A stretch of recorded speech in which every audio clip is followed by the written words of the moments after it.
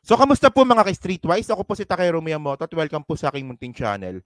So, mga kababayan, siguro aware naman po tayo na meron na namang ginawang kagaguhan itong China sa Pilipinas. So, especially nga ngayon na binangga, hindi lang binangga winaterkano na naman po ng China Coast Guard yung Philippine Coast Guard natin na nagsusupply lang naman po sa BRP Sierra Madre. So, dahil nga po sa pangyayari po nito mga kababayan, may nahalungkat po tayo na posibleng kasama sa secret deal ni Duterte at saka ni Xi Jinping. Ang sabi nga po ni Duterte dito, ang China at saka ang Pilipinas is co-ownership. Co-ownership sa West Philippine Sea.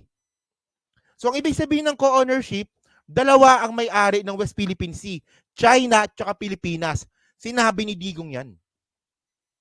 So ngayon mga kababayan, ang binabanggit ko lang dito, lumalabas na po talaga itong mga katarantaduhan ng walang yang matanda na yan. Di ba? Nung nakaraang linggo lang, lumabas na po yung tungkol po sa secret deal ng China at ng Pilipinas dahil kay Digong. Yun dapat, isang barko lang dapat yung magre-resupply mission. Galing yan sa DFA. And then lumabas na naman po yung verbal agreement naman ni Duterte na dapat, 'di ba, na pinayagan ni Duterte na mangisda ang China sa mismong teritoryo po natin. Pero ito iba to. Iba to. Ibang level tong katangahan ni Duterte dito. Ito yung mga bagay na dapat dinidebunk ninyo, mga DDS, hindi kung ano-anong mga katangahan, 'di ba? Hindi yung puro pulburon, puro adik, putang ina, wala nga kayo pinakita eh. Wala nga kayo pinakitang ebidensya eh. O nasaan yung pulburon video, mga buwaka ng ina kayo, nasaan? Oh, gago pala kayo eh. O so ito sabi dito no. Oh, AFP completes resupply mission to Ayungin Shoal but both severely damaged by Chinese vessel. So talagang tinamaan po talaga yung Onaiza May 1 ata to no, Onaiza May 1. May 4 pala, Onaiza May 4 pala. Okay? The Armed Forces of the Philippines completed a resupply mission to Ayungin Shoal, Second Thomas, in the West Philippine Sea on Saturday nung isang araw pa pala, no, March 23, although it was met with aggressive action from Chinese vessel. So mga babae, mayroong video naman dito. So ito po yung ginawa ngayon ng China. So ngayon kasi, mga kababayan, may mga tatanga-tanga pa kasi mga DDS na nagsasabi na ang ginagawa daw po ng China ngayon ay kasalanan daw po ni PBBM. Kasi daw pumapalag daw po tayo. Parang mali ata. Parang mali.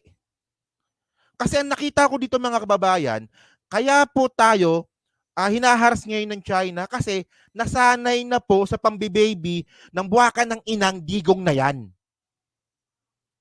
Hindi ka na lang kasi kunin ni Santa Claus eh. Hindi nga, di ba? Sabi ng mga DDS na tanga eh. O kita nyo, dahil sa pagmamatigas ni Kuting, di ba? Nagiging agresibo yung China. Parang mali ata. Dahil po sa pangbibaby ni Digong sa China, kaya po tayo hinaharas. Nasanay kasi kay Digong eh. Nasanay eh. Oh. So itong mga kababayan, so ito yung nakita. Alam ko napanood nyo na to eh, kasi kumalat na to eh. Bali ito po yung nangyari kanina, isang araw, na sa resupply mission nga po. So winawater cannon po tayo. Yan, di ba? So, ayan yung barko. Panoorin lang natin, di ba? Hindi, alangan naman kunin ni Lord. No? Ang sama ko naman pag sinabi ko sana kunin siya ni Lord. Ni Santa Claus na lang, di ba? Oh. Oh, yan, di ba? So, ayan mga kababayan. Oh. Sabi ng mga DDS, kasalanan ni Kuting yan. Kasi nagmamatigas sa China. Pero mga kababayan mo, pero mga streetwise mukhang mali po ata 'yon. So kasi mga kababayan, anong nangyari pa ngayon? So tayo na nga po yung hinaharas ng China. Ang nangyari pa ngayon, ang China pa ngayon ang nagwa-warning sa atin. Ito mong kabulshitan nito, no? Sabi dito, no? China Defense Ministry warns Philippines after South China Sea incident. So galing ito sa isang media company sa Hong Kong, Nikkei Asia. Alam ko Hong Kong to eh. Oh. Philippine Coast Guard personnel prepare rubber fenders during, so hindi yan. So sabi dito, okay, ito na lang.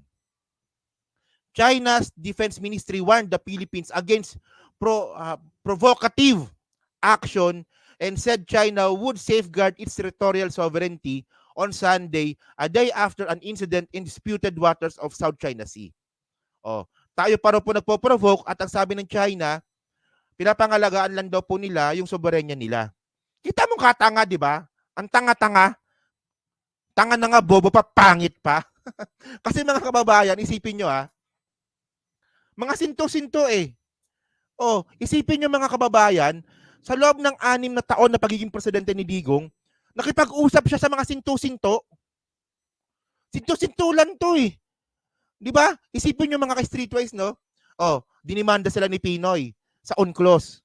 Dinimanda sila ni Pinoy sa UNCLOS. Ang ginawa ng China, kasi kasali naman sila sa UNCLOS, sumagot sa UNCLOS. Nakipaglaban din po yung China sa UNCLOS. So, ibig sabihin nun, nire-recognize nila yung UNCLOS. Pagkatapos, nung natalo sila sa UNCLOS, ang sabi ng China, hindi namin nire-recognize ang UNCLOS. Papel lang yan. Kung in the first place naman pala, na hindi pala nire-recognize ng China yung UNCLOS, bakit pa sila sumagot? Bakit pa sila nakipag-coordinate? Bakit pa sila nakipaglaban sa korte?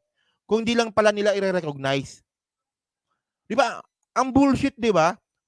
Katangahan yun eh. Sinto-sinto po tawag doon.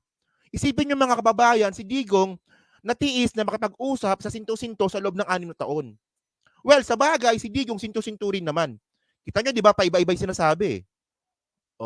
So ngayon mga kababayan kasi, ito pa. We warn, no?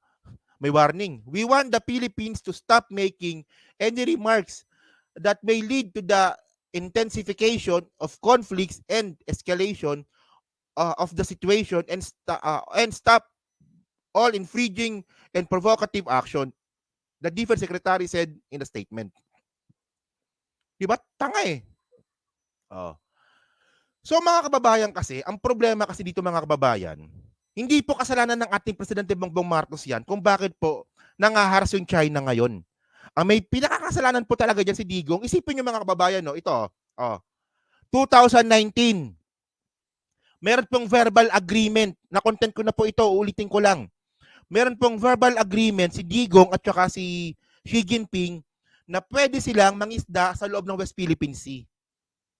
Pinayagan ni Digong. Sabi dito, no, nung July 1, 2019, Duterte Xi verbal fishing deal still illegally binding. Sabi po ng palasyo yan. Tandaan nyo verbal fishing deal. Ibig sabihin nun verbally, walang kontrata. Pumasok si Digong sa isang kasunduan na walang kontrata, walang treaty. Bawal po yun. Bawal yun. At ang nagsabi dito si Panelo. Sabi ni Panelo, no, spokesperson Salvador Panelo made this remark a week after Duterte barred that he had an agreement with Xi to allow Chinese to fish within the Philippines 200 nautical mile EEZ. Exclusive dapat to, di ba? Exclusive economic zone. So pag sinabi mong exclusive economic zone, dapat tayo lang po yun. Sa atin lang po dapat yun. Yung mga DDS kasi mga tanga eh. Ang sinasabi nila, hindi naman natin teritoryo yan eh. Oo nga, hindi naman natin teritoryo yan. Totoo naman yun. Kita nyo kung paano sila manloko? Totoo naman na hindi naman natin teritoryo yan. Pero exclusive economic zone natin yan. Sa atin yan.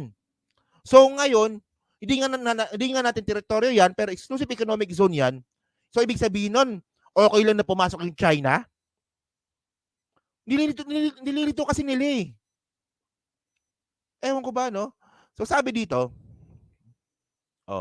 if China allowed Filipinos to fish in the Panatag Scarborough Shoal during the first bilateral meeting in October 2016. Ibig sabihin nun, ang usapan na to, nangyari na pala to, 2016 pa lang. Ganun po katagal tayong tinarantado ng matandang Digong na yan. 2016 pa lang po talaga, pinapasok niya na po yung China dito sa Pilipinas. So ngayon mga ka-streetwise, dahil nga po sa ginawa na yun ni Panelo, nasita si Digong dito. Kasi violation to ng Constitution natin. Kasi dapat mga kababayan, nakalagay po sa Constitution natin na kung ang soberenya po ng Pilipinas ay dapat po pinapangalagaan at pinaprotektahan po ng presidente. At pwede pong grounds yun sa impeachment. Totoo naman yun. At ang isa pang violation dito, pumasok si Digong sa isang sovereignty sovereignty agreement nang walang contract. Di ba? Nang walang treaty. So, bawal din yun. So, kita nyo kung gaano kagago to. No? Ito yung mga bagay na dapat sila sagot ng mga DDS. Oh, tandaan yung mga kababayan, ha? 2019, inamin po ng palasyo na meron silang verbal agreement. Pero pagpasok po ng 2 taon, iba na sinabi. No verbal fishing deal between Duterte, Xi, Palas. Sinabi naman yan, April 23, 2021. Kung di ba naman panggagago tawag dito, anong tawag nyo dito? Isipin nyo mga kababayan, no? Inamin na ng palasyo na merong verbal agreement na pangingisda, tapos after nun, wala na daw. Kita nyo kung gaano kagaguhan tong mga to. Ito yung sinasabi ko kasi mga kababayan, na kung kayo po ay DDS, kailangan nyo pong tanggalin yung common sense at saka critical thinking para ipagpatuloy na ipagtanggol siya. So ito, paano nyo ipagtatanggol to mga DDS kayo, mga tanga kayo? Paano nyo ipagtatanggol yan na sa loob ng 2 taon, iba na yung sinabi? O, nung una, may verbal agreement. And then, nung pangalawa, wala na daw sa loob ng 2 taon.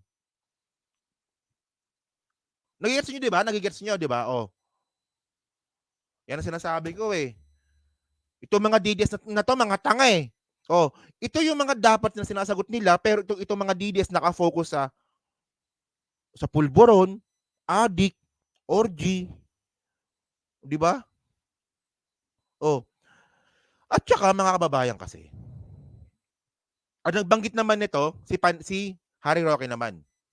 In the press statement, Presidential Spokesperson Harry Roque said the allegation is without basis and is quite simply conjecture. Oh.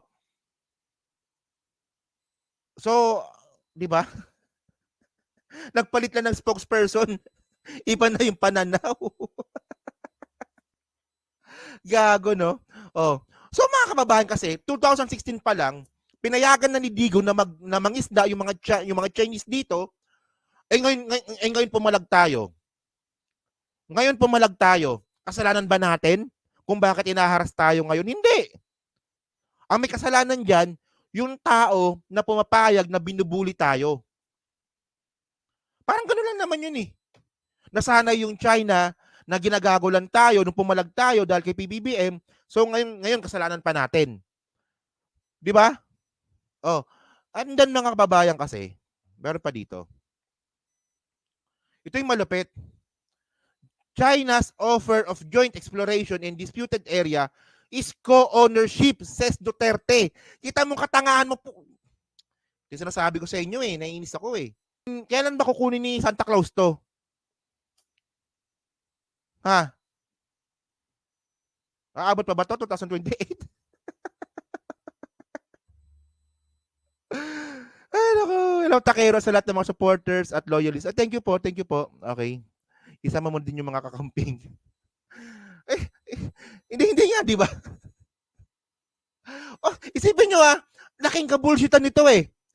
So ngayon, pinayagan na nga ni Digong na mangisda yung China since 2016, and then yung joint exploration nga po, nakatulad lang din po ito ng JMSU ni Gloria. Ang sabi ni Duterte, yung ganyan yan eh. Yung West Philippine Sea, co-ownership yan ng China. Ganun yan eh. Co-ownership? Ito mo katangahan, co-ownership? Mismong teritoryo natin ang sabi ni Duterte, co-ownership. Okay lang sana kung article yan eh, palalagpasin natin eh. Oh, ang problema kasi, di ba, merong video. Oh, may video. Ayan may video dito Sinabi talaga ni Digong, sa tingin nyo ba mga kababayan, kayo ba, tama ba yung ginawa ni Digong? Nasabihin niyang co-ownership natin yung China sa West Philippine Sea? Tama ba yun? So ngayon, syempre si PBBM, ang sabi ni PBBM, hindi niya isusuko ang soberanya ng Pilipinas kahit na 1 pulgada, square inch. O ngayon pinaglaban ngayon ni PBBM. Kasalanan ba ni PBBM yan? Kasalanan ni Duterte yan. Kasi binaybi niya masyado. Pinayagan ni Digong na babuyin ng China yung mismong teritoryo natin. Oh, tingnan nyo to ha.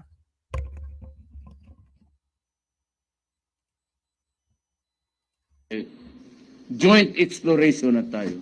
Kita mo?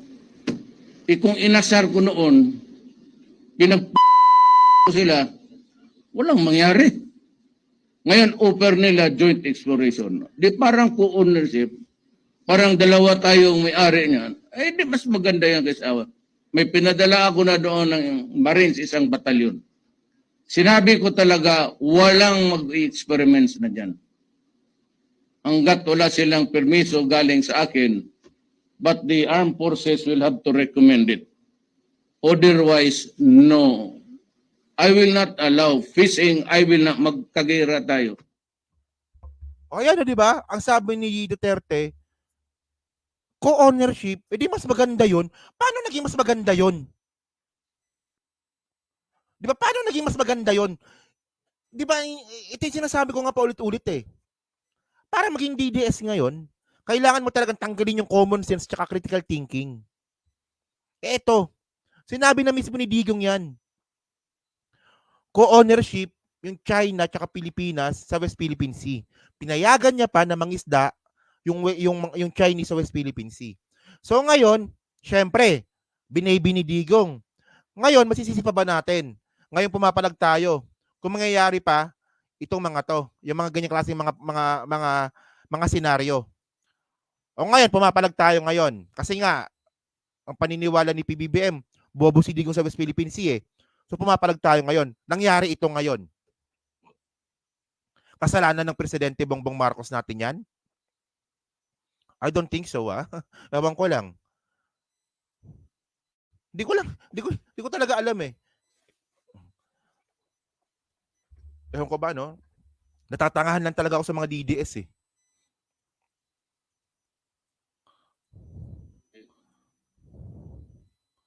Tapos mga kababayan, ang sabi pa ni Digong, ito pa. File sila ng kaso.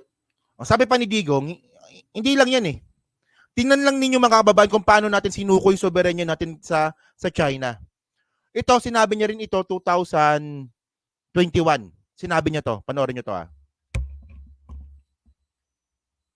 Nag-file sila ng kaso, nanalo tayo. Yung papel, sa totoong buhay between nations, yung papel, wala yan.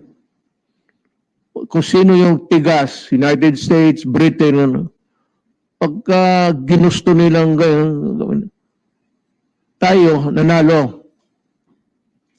Ngayon pagdating ko, ang barko nandyan sa West Philippine Sea, China boat, ship, tayo wala na. Tapos sabi nila, itong papel na sa kaso nanalo tayo, ipurso mo. Pinurso ko. Walang nangyari. Sabi, actually, sa usapang bugoy, sabihin ko sa'yo, bigay mo sa akin, sabihin ko, ang inang papel lang yan. Itatapon ko yan sa waste basket. O, kita nyo mga kababayan, di ba? Oh. Yung pagkapanalo natin sa UNCLOS, ang sabi ni Digong, itatapon niya lang daw yan. So ngayon, syempre, maririnig ng China yan eh. Yung China naman, tuwan-tuwa. Palakpakan yung China, di ba? Oh. Di ba, sabi ng China, Duterte is very good. Very good, Duterte, very good. Sabing ganon. Kasi nga, sinabi ni Digong, yung UNCLOS na yan, tatapon ko lang yan. So, syempre, yung mga ganong klaseng mga, yung ganyang klaseng mga pahayag po, pag dumating po sa China yan, ang dating sa China yan, ay sinusuko na pala ng Pilipinas yung yung soberanya nila. So pupunta tayo doon.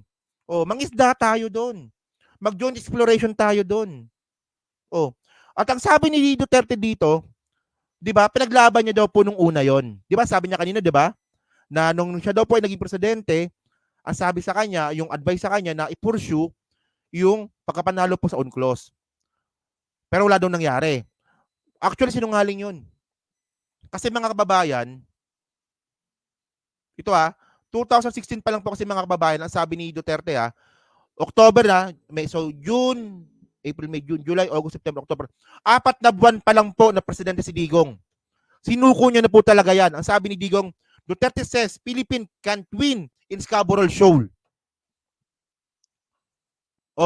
Yung mga ganyan kasi mga pahayag mga kababayan, kumbaga sa atin parang wala lang yan, pero po big deal po ito sa China. Pinapakita po talaga ni Duterte na sinusuko niya na po yung soberenya natin. At bukod dyan mga kababayan, hindi pa yan. April 19, 2016, hindi pa presidente si Digong. 1 month bago mag-eleksyon. Ang sabi ni Duterte, Mayor Duterte, wag na natin ipilit na sa atin ang West Philippine Sea.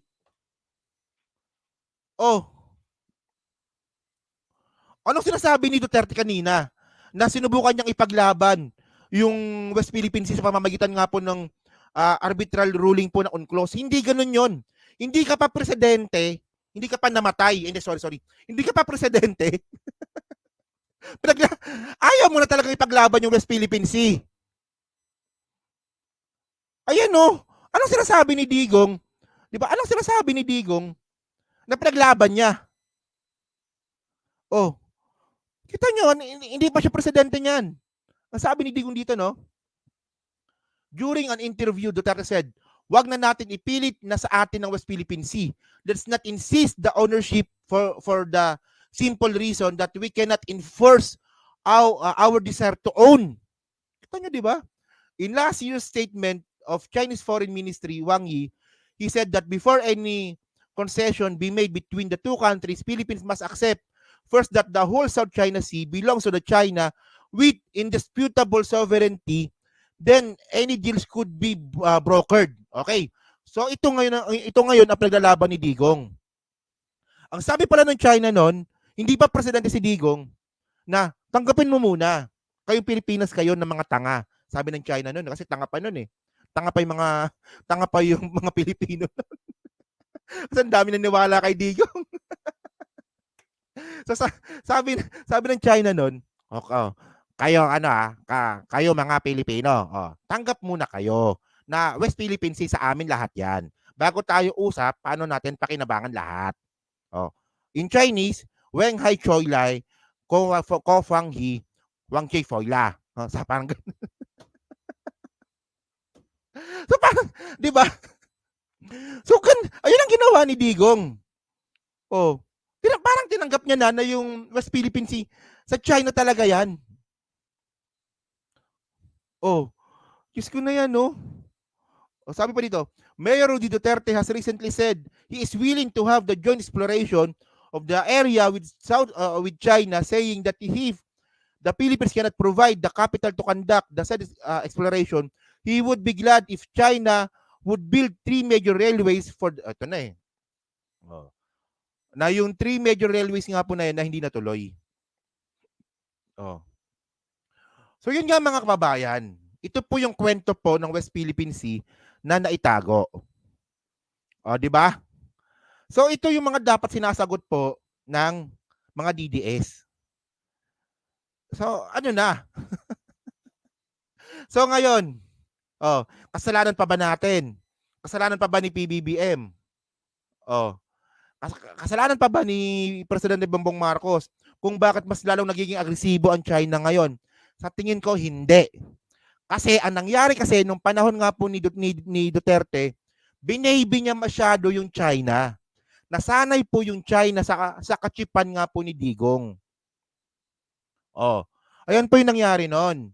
So ngayon, nung hindi na nga presidente si Digong, pumalag po tayo. So ngayon kasalanan pa natin. Kasalanan pa ba ng presidente yon? Ewan ko lang Pero kung sasabihin niyo kasalanan ng presidente yan, untog yung ulo niyo. So yan po, So yan po sa 1,500 po na nanonood. So hindi pa po nakakapag-like, palike na lang po ng video po na to. Diyan po sa Team Replays. Okay.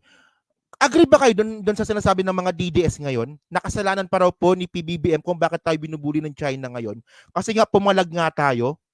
Or it's other way around, nakasalanan talaga ni Digong na binaybe niya masyado yung China, kaya nga ito yung nangyari. Yon.